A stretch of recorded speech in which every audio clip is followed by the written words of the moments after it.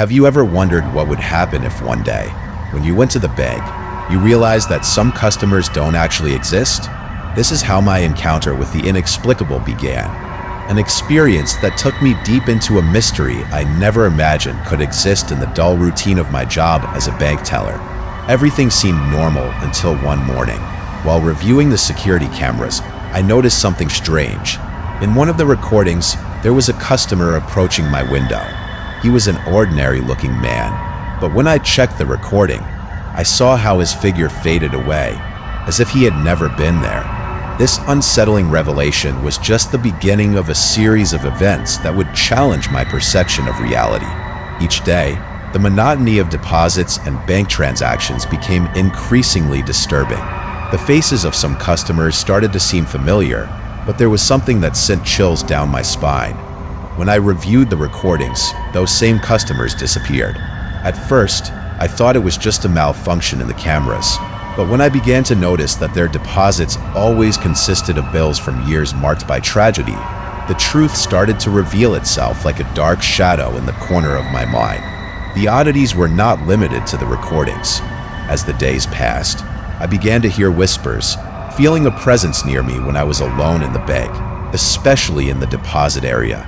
It was as if those bills were calling to me, sharing stories of death and despair from the years stamped on their faces. One afternoon, I decided to delve deeper into the matter. I stayed late after closing when the silence of the bank became overwhelming. With my heart racing, I reviewed the files of the deposits I had received.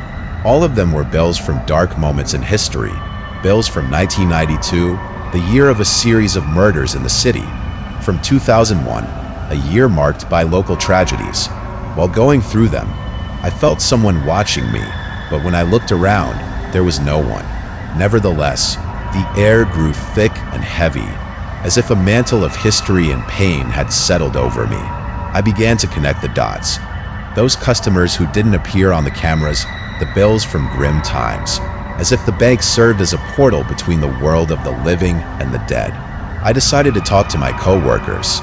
I told them what I had seen and experienced, but instead of support, I received skeptical glances.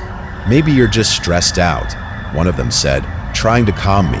However, uncertainty had taken root within me, and I couldn't shake the idea that something profoundly disturbing was happening.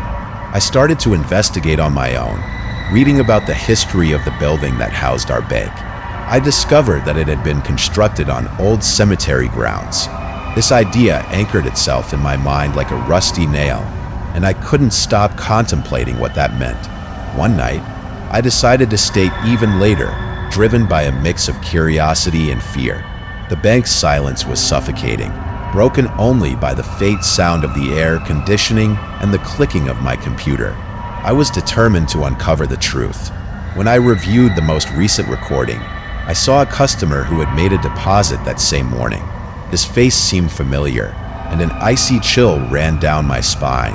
When I rewound the recording, I saw the man smiling, but his smile twisted, as if a dark secret was trapped inside him. In an instant, his image vanished, leaving me stunned. My heart raced, and a feeling of terror engulfed me. Determined to confront my fears, armed with a flashlight, I decided to examine the bank's basement. It was said that old documents and records were stored there, untouched for years. As I descended, the air became denser, and a sense of dread washed over me.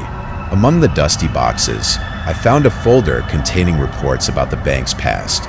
My heart stopped as I read the names of some clients who had disappeared from those recordings. Each of them had been linked to tragic and violent deaths, and some even detailed unsolved murders over the decades.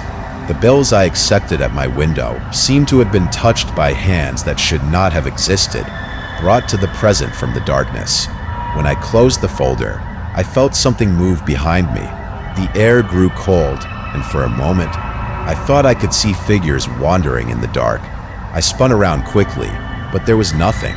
Yet, that feeling of being watched intensified, as if the spirits of those customers were seeking justice or perhaps recognition from someone who could still see them.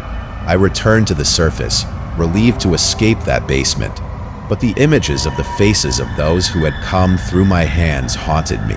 It was as if I had awakened a dark secret that the bank had kept hidden for decades. After that night, my life at the bank became a true torment. Every time someone approached the window, I felt as if I could perceive the weight of their stories, the echoes of a past filled with pain. One day, an elderly man approached, holding a worn bill in his hands. His gaze was almost empty, as if he were trapped between times. I served him, and as he spoke, his voice was a barely audible murmur. When he left, I examined the bill he had given me. The date was from 1985, a year marked by a wave of crime in the city. The connection had become too real, and I could no longer ignore the sinister coincidence. The next day, I decided to talk again with my coworkers. This time, I shared the information I had discovered about the bank's past, the deaths, and how they seemed to be linked to the bills we accepted. Some appeared skeptical, but others began to grasp the seriousness of the situation. Amid the tension, something unexpected happened. A coworker showed me an old customer registry book. Among the yellowed pages, I found names that resonated with those whose images did not reflect in the cameras. It was an undeniable link to something dark and terrifying. After sharing it, I managed to get some of my colleagues to join me in the quest for answers. With the support of my coworkers, we decided to investigate more about the deaths related to the bank. Our research led us to uncover a series of unsolved crimes that seemed to be connected by an unsettling pattern. The shadows of the past began to come to life, and with each discovery, we plunged deeper into a labyrinth of terror and agony. Those bills that I had started to worry about were more than just pieces of currency. They had become a symbol of an endless cycle of tragedy. Slowly, our investigation revealed the stories of those who had been victims. We discovered that many of them had been young people, filled with hopes and dreams, who had been brutally murdered.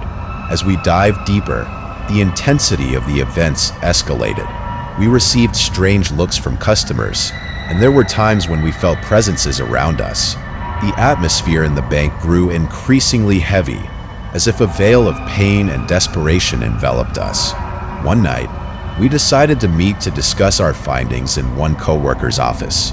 As we talked, the lights began to flicker, and the air turned cold. At that moment, a knock echoed at the door. The sound froze our blood, and when we opened it, we found an envelope. Inside were a series of photographs of the customers we had been investigating, each with the date of their death on the back. We were stunned, and a chill ran down our spines, knowing we had touched on a subject someone wanted to keep hidden.